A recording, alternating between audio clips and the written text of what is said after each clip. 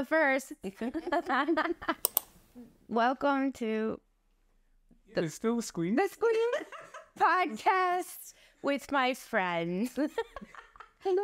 Season 2. We're trying all kinds of things, like how many people can sit on this couch. 3. So far, yeah. Come back and see if we can fit 5. Okay, so Robert Polanco, Geanine Thompson, and I'm Ashlea, the Orange Lady. I founded The Squeeze to give you the tough but necessary juice you need to build and sustain your career. Thanks for listening to that. We want to talk as a group today. We are friends. And we want to talk about how you activate your network. Because I think that the 3 of us have been able to do that, not just with each other, but outside of that. And I think that both Robert and Geanine probably have a lot of really great things to share in that regard. Like, yeah, like especially when you're in a vulnerable space, how you ask people for help. Ooh.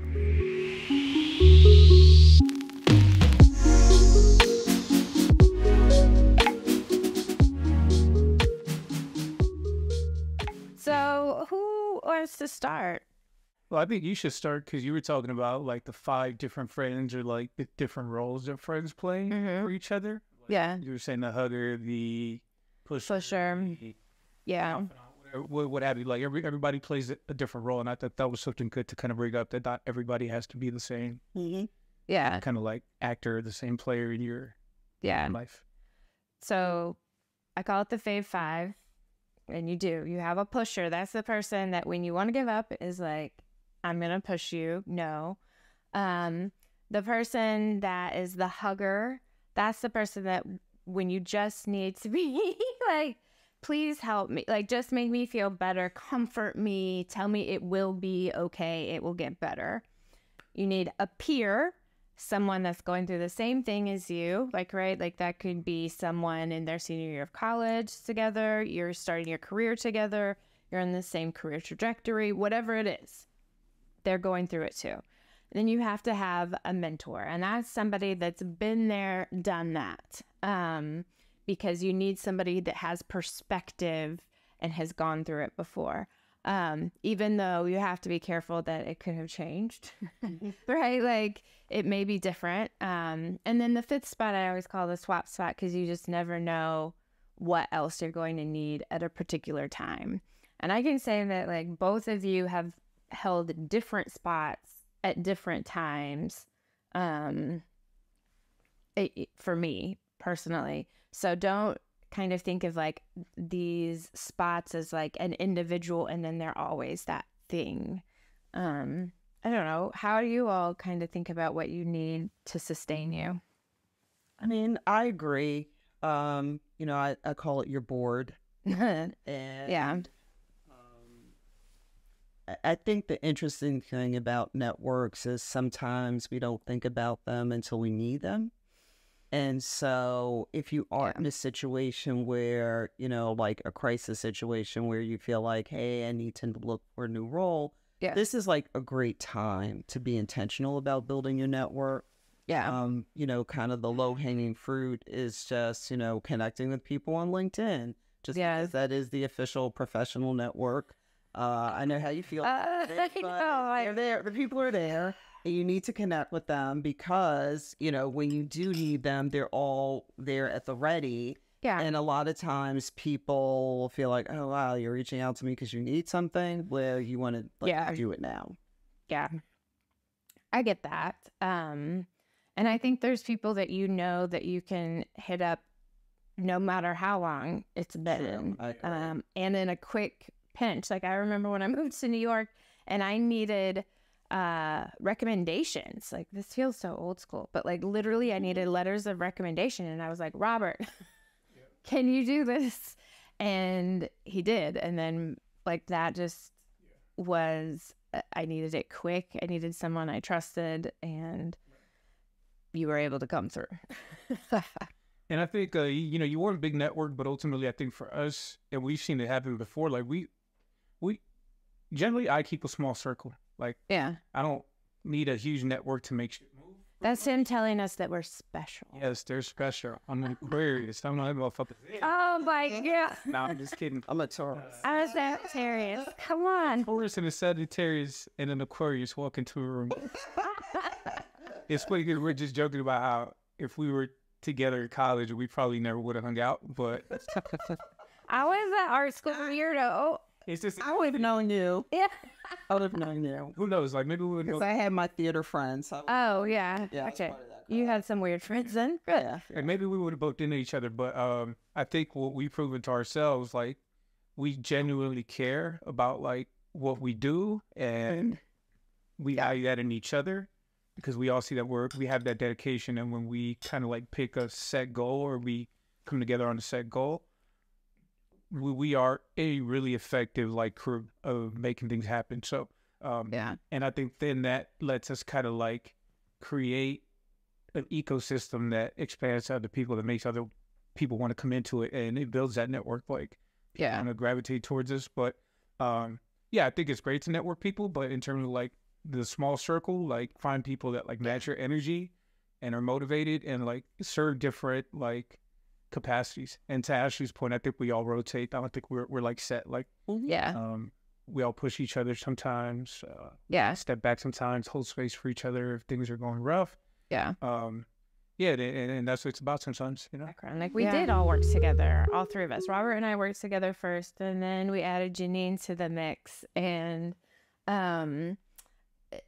in Durham, North Carolina. Yeah. And then the rotation goes that I met Greg and I moved to New York to be with him. So I left Durham first, and then next thing you know, Robert gets a job in Boston, so he goes up to Boston.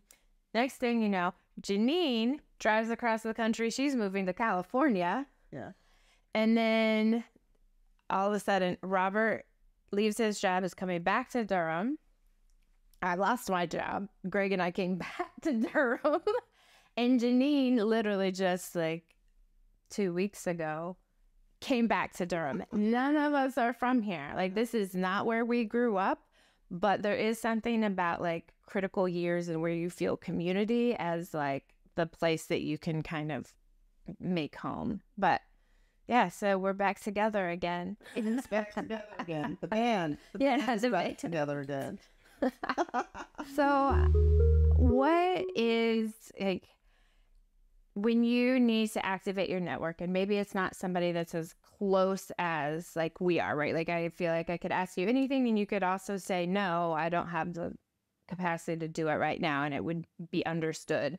But like, what if it's somebody that's like you're not truly in relationship with, but you know, how do you all approach those people? Well, I think sometimes, like I'm an introvert, Mm-hmm. and people are often surprised. Like I get up and talk Yeah. about like the thing I love to do, yet, you know, if you put me in a room, I'm totally happy like being in a corner with a book. So I have a lot of friends who are connectors and Yeah. a lot more outgoing than I am. And so I find they can be really helpful because it's like nothing for them to just be like, hey, so-and-so, let me pull this person or let me Yeah. introduce you to that person. And so I think having a lot of connectors in your network, like that's Yeah. pretty important because that's just what they do naturally. It's like not a big deal to them. Yeah. So I think to your point, Ashley, about how you use people to network, I have the example of like, you know, Greg has been in real estate. Greg, your husband, has been in real estate. He connected me with some folk. I think an important part of networking is knowing yourself and being open to just making the connection without wanting anything in return necessarily, Yeah. so that you can be yourself and just vibe with people. Because if you be yourself, you're going to open yourself to the most authentic opportunities for you. Maybe you don't get along with somebody, and that's okay, but maybe they see a quality in you that they say, but you know what? You're not the right fit for me, but I have another friend that's in this department or in this field. I'm going to connect with them because there might be some overlap there. And then you meet that person, and maybe, there's better chemistry. And ultimately, in whatever type of situation, you'll feel it, and people will feel it from you as well. And you'll know who you're supposed to be around and who you're supposed to be connecting with. So the network is not just to be an immediate, like, outcome that's not supposed to be like an immediate turnaround. It's for you to build and meet people and, like I said, vibe with folk and see where you fit in properly, where can you add value, and who wants to bring you into their fold, or if you can do that for somebody, right? So I think that's important. But you were talking about having a lot of friends that are connectors, and I feel like I go through phases where I am one of those people, and then there's phases when it's not that I don't want to, but like I don't. It takes a lot for me anyway to be the connector. I have a lot of great relationships, and I often want to connect people, but it takes time and energy, and sometimes like that's just too much. And so I think it's okay to recognize if somebody's like, I was your connector, but right now I just can't, and don't take it personally. Yeah. Well, the one thing I was thinking about is that early in your career, oftentimes you may be applying for roles, we're thinking about just work, and it's a more formal process. So it may be you have an application or you go through a training program or it's through college or grad school. But, as you progress through your career, I mean, after a couple of years, pretty much all of my jobs I got through people I know. So, oh my gosh, my last 7, I think. Yeah. It wasn't because you went through some formal process. It was because you knew someone. Did you just say your last 7 jobs? Yes. Do you want to go through, like, I really I don't know if I've had 7 jobs. No, I mean, let's see. When I moved to New York, I went to a networking group that was focused on college access. Somebody had gone to Duke undergrad, so they were familiar with the organization I had worked for, and they put me on. So met them, and they automatically became like the person that put me on and vouched for me because I wasn't from New York. The next job I got because somebody else had gone to Duke and knew the organization I'd worked for, the Emily K Center, and was like, oh, I know your work. You're good.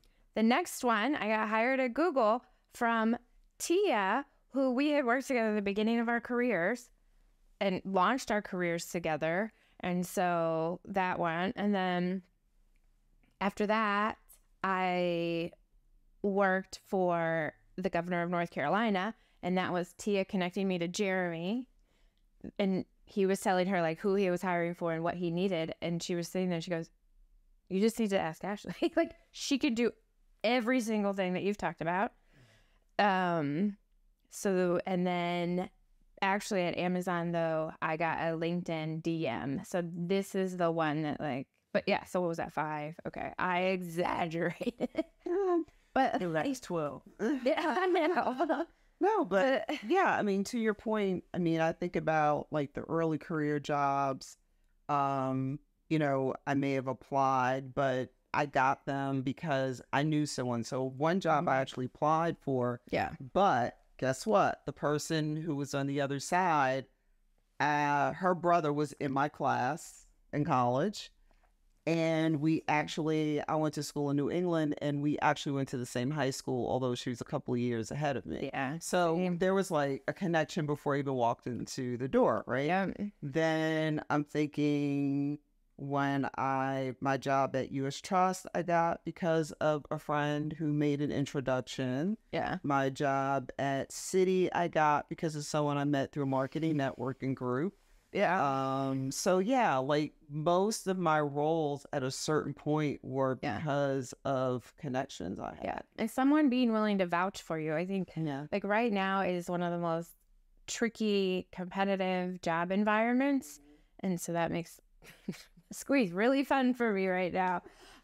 People are struggling. It's hard, but it was always about going through your network, but even more so, it's not just like, hey, send me the referral link so I can go through that. It is, can you actively be my advocate on the inside? Can you connect with the hiring manager on my behalf? Can you send them my resume and give them a little speech about me? Like, that's the level of, like, right now anyway, like advocacy you need on the inside. And you have to ask people and be upfront about it. Well, that's when somebody's a connector, right? And we've all done it because we work with students. But you got to have a middleman that connects you between point A. Middle person. Person. I know you guys are different spectrums of like LinkedIn, so you're anti-LinkedIn. Yeah, like LinkedIn. I use it, but I don't like it. Like I just got back just because I see it as a tool. Right? Yeah. As a tool. Yeah. And I think to Janine's point, what if you don't have a network? Like, what if you're trying to build it up? Join the squeeze. Join the squeeze. But I think one of the ways that I used to kind of like use LinkedIn was if I was applying to a job that had a recruiter. If you know the company that the recruiter is with, you could essentially what I did was I applied to a job at a investment company, and it was through a recruiter. And I was like, you know what? Let me see if I can work some magic. Went on LinkedIn. I just found the recruiters page. I found all of the recruiters.